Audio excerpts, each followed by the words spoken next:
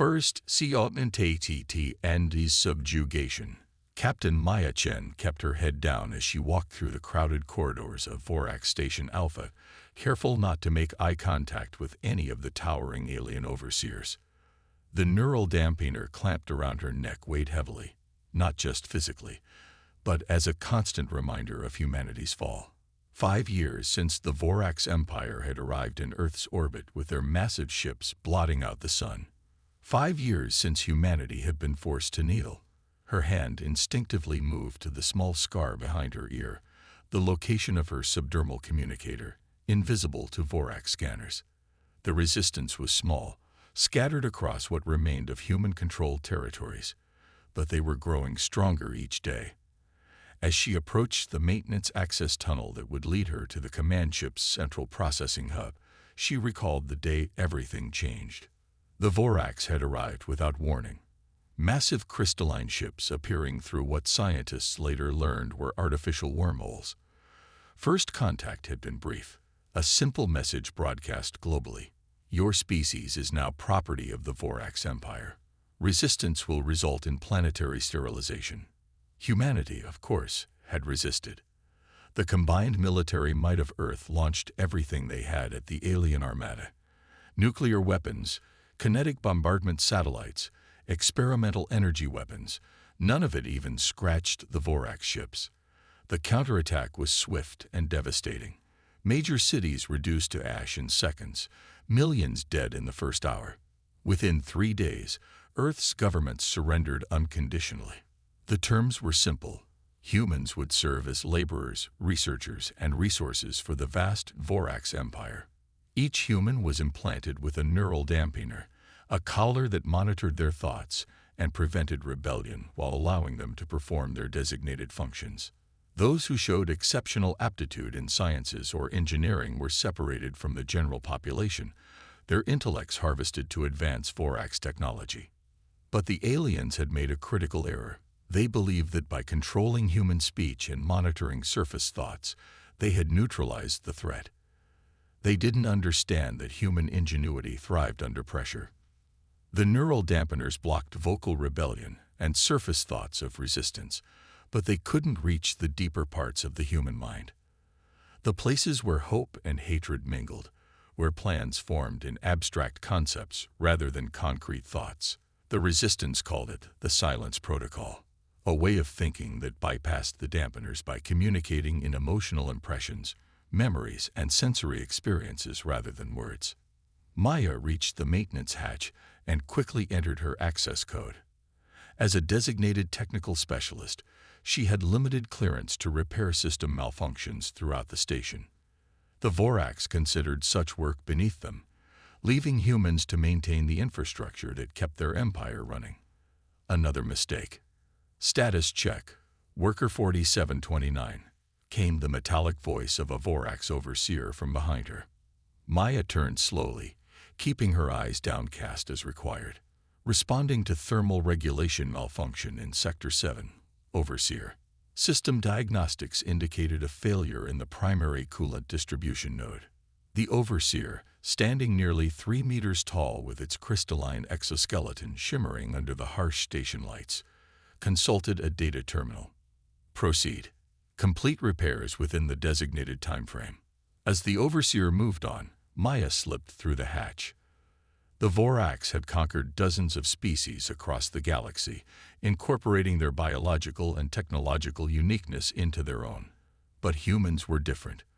Where other species had been completely subjugated, humans had merely appeared to submit. Beneath the surface, a complex network of resistance had formed, communicating through methods the Vorax couldn't detect or understand. The maintenance tunnels were largely unmonitored, another oversight born of the Vorax's arrogance. They couldn't imagine that their primitive human servants could pose any meaningful threat. Maya moved quickly through the narrow passages, accessing terminals and gathering intelligence as she went. Each scrap of data was encoded into her subdermal communicator, to be transmitted back to Resistance headquarters hidden deep beneath the ruins of old Seattle. Her true mission today wasn't repair work, it was infiltration. After years of careful observation, The Resistance had identified a potential weakness in the Vorax command structure. Their unified information network. The crystalline aliens shared data through a quantum entanglement system that connected every member of their species. It was the source of their strength, allowing instant communication and coordination across their vast empire. But as Earth's most brilliant minds had reasoned, any network could be hacked. Maya reached the central junction where the station's primary data streams converged. With practiced movements, she attached a small device, no larger than her thumbnail, to the main conduit. The device, developed by a team of human scientists working in secret over 3 years, would establish a passive connection to the Vorax network, allowing the Resistance to monitor communications without detection. Just as she finished the installation, a harsh alarm echoed through the maintenance tunnel. Maya's heart raced. Had she been discovered? But the announcement that followed was about something else entirely. Attention all personnel. Commence preparations for Grand Overseer Zorix's inspection. All systems must be operating at optimal capacity. Human workers will be subject to increased monitoring during this period. Maya allowed herself a small smile. The Grand Overseer's visit wasn't in their intelligence reports. This was an unexpected opportunity. As one of the highest-ranking Vorax in the Empire, Zorix would have direct access to the core network, and through him, the Resistance might be able to access far more than they planned. She made her way back to her assigned quarters, a small 3x4-meter cell shared with 2 other technical specialists. Lana and Hiroshi were already there, their expressions carefully neutral until the door sealed shut. "Did you place it?" Lana whispered, her eyes darting to the dampener scanner in the corner of the room. The devices were programmed to detect rebellious speech, but they had limited range for whispered conversations. Maya nodded once. "And I have new information. The Grand Overseer is coming." Hiroshi's eyes widened. "That changes everything." "We need to contact Central," Maya said, lying back on her bunk and closing her eyes.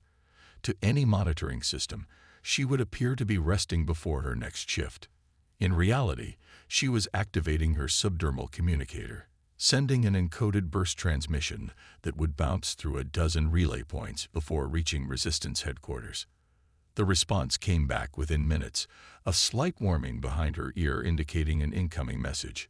The orders were clear. Maya was to find a way onto the Grand Overseer's ship when it arrived.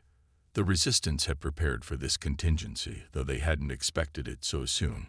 2 days later, Maya stood with hundreds of other human workers, arranged in precise rows, as the Grand Overseer's ship docked with the station. Unlike the regular Vorax vessels, the command ship was a massive, pulsating structure that seemed more alive than mechanical. Surfaces shifted and flowed, rearranging themselves as the ship moved. The selection process for the Overseer's personal service staff began immediately. Vorax officers moved through the ranks of humans, scanning each for optimal physical and psychological profiles. Maya had prepared for this, carefully modulating her surface thoughts to project competence, obedience, and a complete lack of curiosity. The perfect servant mentality. When the scanner passed over her, she felt the familiar cold probe of alien technology assessing her mind. She kept her thoughts focused on technical specifications and repair protocols, allowing just enough anxiety to seem natural but not suspicious. "This one," said the officer, marking Maya's file on his terminal. "Report to Docking Bay 3 for processing and assignment." As she was led away with 20 other selected humans, Maya caught Hiroshi's eye briefly. He gave an imperceptible nod. He would ensure the Resistance knew of her new assignment. The plan was proceeding faster than anticipated, but the core objective remained the same: infiltrate, gather intelligence, and find a weakness that could free humanity. The processing was thorough. Each selected human was subjected to additional neural programming, enhancing the dampener's control while aboard the Grand Overseer's vessel. Maya felt the cold tendrils of the programming attempting to reach deeper into her mind, but she employed the mental techniques developed by the Resistance, compartmentalizing her thoughts, creating false mental pathways for the programming to follow, while keeping her true self hidden in that unreachable core of human defiance. By nightfall, she was aboard the command ship, assigned to maintain the environmental systems for the Grand Overseer's personal quarters. The ship was unlike anything humans had designed. Corridors shifted and reformed based on the needs of the crew. Walls became transparent or opaque depending on the situation. And everywhere, the crystalline technology of the Vorax pulsed with an inner light that seemed to respond to the aliens' very thoughts. As Maya was escorted to her workspace, she caught her first glimpse of Grand Overseer Xorix, a towering figure nearly 4 meters tall, with a crystalline exoskeleton that refracted light in hypnotic patterns. Unlike the regular Vorax, whose exoskeletons were primarily blue or green, Xorix's shell contained swirls of gold and red that seemed to move independently.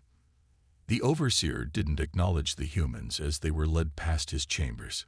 To him, they were merely tools, functional objects with no more significance than the ship's countless automated systems. That night, as Maya lay in the small alcove assigned as her sleeping space, she activated her subdermal communicator. The command ship's security was far more advanced than the station's, but the Resistance had anticipated this. The communicator adjusted its transmission frequency, sending data in microsecond bursts that mimicked the ship's own internal communications. Her message was simple: "I'm in position," awaiting further instructions. The response came not in words, but in a series of emotional impressions. The silence protocol at work: pride, caution, patience, and a clear sense of a countdown beginning. The operation was now in motion, and the fate of humanity rested on what Maya would discover in the heart of the Vorax command ship. The awakening and seek. 3 weeks into her assignment aboard the Grand Overseer's vessel, Maya made the discovery that would change everything. She had been working on a malfunctioning atmospheric regulator near the ship's central processing chamber when she noticed an unusual pattern in the energy fluctuations. The Vorax ships were powered by what humans had come to call consciousness drives, technology that somehow converted the collective mental energy of the crystalline beings into usable power. It was advanced beyond human understanding, which was precisely why the Vorax had never bothered to restrict human access to these systems. They simply couldn't conceive of humans comprehending, let alone manipulating, such technology. But Maya had been chosen for this mission because, before the invasion, she had been leading research in quantum consciousness theory at MIT. Her work had been theoretical then, exploring the possibility that consciousness itself might be a quantum phenomenon. The Vorax had unwittingly proven her theories correct. As she studied the fluctuations, realization dawned. The neural dampeners that controlled humanity weren't merely monitoring devices, they were energy collectors. The Vorax weren't just suppressing human rebellion, they were harvesting human consciousness as a power source. More importantly, the system revealed a critical vulnerability: the Vorax collective consciousness. The network that united their entire species operated on a specific quantum frequency. If that frequency could be disrupted, their entire civilization might collapse. Maya worked methodically, careful not to trigger any alarms as she gathered data on the consciousness drive. Each night, she transmitted her findings back to Resistance headquarters in carefully encrypted bursts. The scientists there worked around the clock to develop a weapon based on her discoveries: a quantum resonance disruptor that could target the Vorax network without harming humans. Meanwhile, the Grand Overseer's tour of the Sol system continued. The ship visited Mars colonies, the mining operations in the asteroid belt, and the research stations on Europa. At each stop, more humans were brought aboard for various tasks, each carefully selected by the Resistance for their specific skills and their ability to maintain the silence protocol under intense scrutiny. By the time the command ship returned to Earth orbit for the Grand Overseer's inspection of the planet's primary processing facilities, 37 Resistance operatives were in place throughout the vessel. The plan was set for Earth's arrival. Operation Echo would begin exactly 48 hours after the ship established orbit. Maya's role was to access the central processing chamber and install the quantum disruptor at the heart of the consciousness drive. The device, no larger than a credit card, had been smuggled aboard in pieces by various operatives and assembled in secret. On the appointed day, Maya was cleaning ventilation ducts near the central chamber when the diversion began. A carefully orchestrated series of system malfunctions erupted across the ship, environmental controls failing in non-critical areas, minor power fluctuations, communication glitches. Nothing serious enough to trigger a full security response, but sufficient to direct attention away from the core systems. Maya slipped into the central chamber, using access codes gathered over weeks of observation. The consciousness drive pulsed before her, a massive crystalline structure that bathed the room in shifting patterns of light.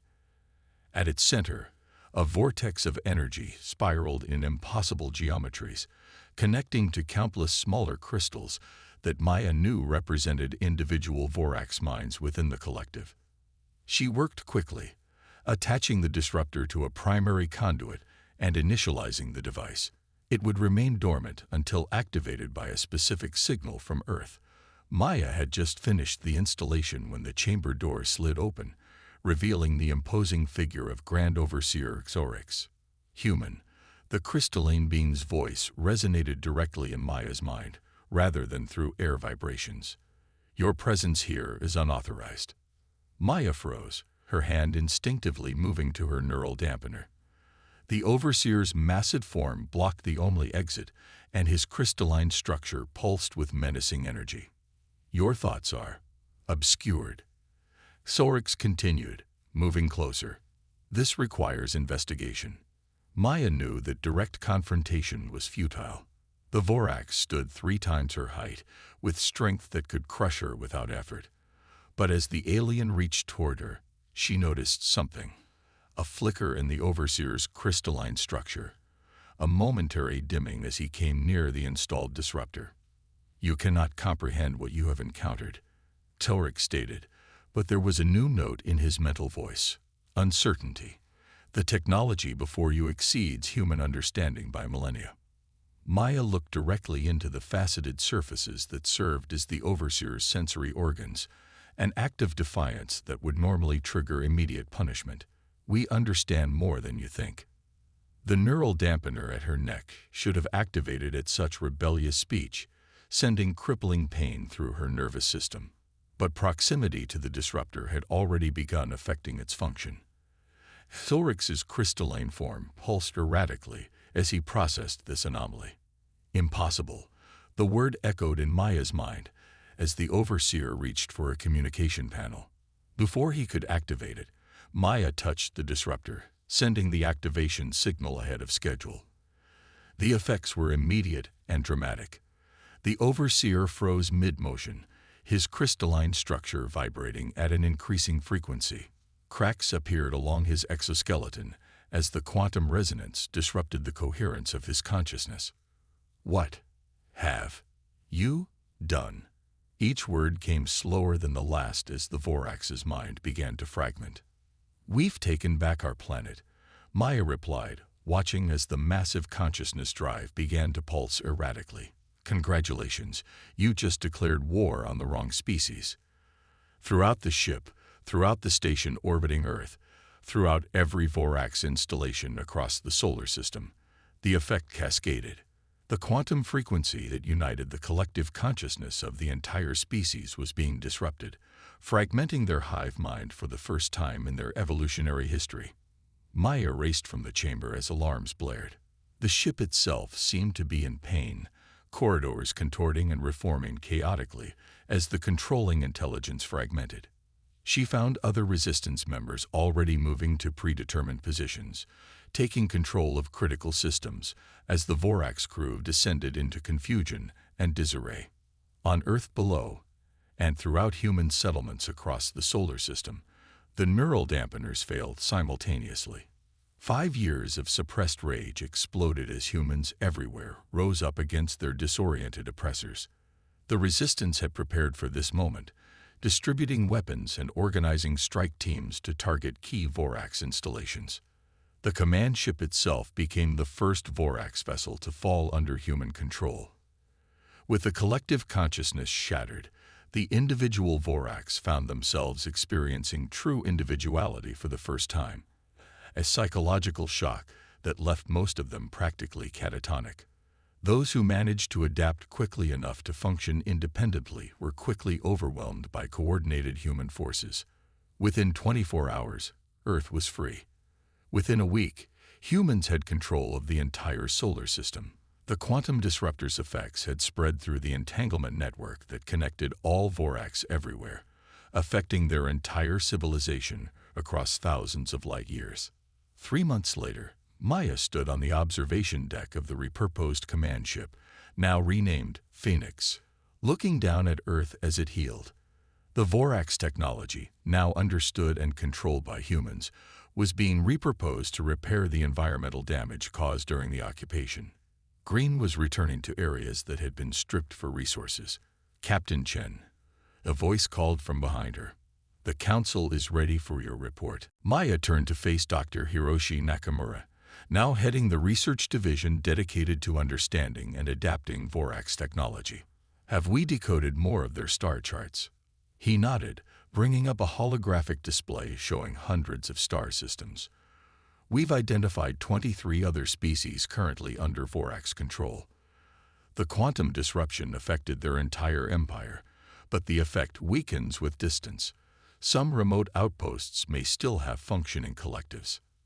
And the modified disruptors, ready for deployment. The Liberation Fleet can depart whenever the Council gives the order." Maya studied the star chart, each point of light representing another world in need of freedom. The Phoenix would lead the first human interstellar fleet, not as conquerors, but as liberators. The very technology that had enslaved humanity would now be used to free others. The Vorax made one fundamental mistake, Maya said, her gaze still fixed on the stars. They saw our diversity as weakness, our different languages, cultures, ways of thinking. They believed that their unified consciousness was superior. But it was their single point of failure, Hiroshi finished. Maya nodded. They never understood that humanity's greatest strength isn't in our technology or our resources. It's in our ability to thrive in chaos, to adapt, to think as individuals while working toward a common goal. As the Phoenix prepared to make the jump to its first destination, a world called Terrasema by its native inhabitants and Mining Colony 37 by its Vorax oppressors, Maya reflected on the irony of the situation. The Vorax had arrived on Earth believing they had found just another species to subjugate and exploit. Instead, they had unwittingly freed a force that would now reshape the galaxy. The stars awaited, and humanity was going to answer the call, not as conquerors, but as the harbingers of a new age of freedom for all sentient beings across the stars. "Congratulations," Maya whispered to the memory of Grand Overseer Xorix as the Phoenix's engines powered up. "You declared war on the wrong species."